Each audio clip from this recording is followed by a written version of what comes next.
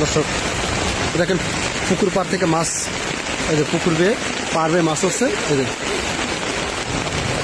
এই দেখেন দর্শক কি পরিমাণ মাছ হচ্ছে, দেখেন চিলবুলু করতেছে মাছে। ধরো ধরো আমার অর্ধেক দিও। দর্শক আমি ভিডিও করতেছি, ও ধরতে আছে।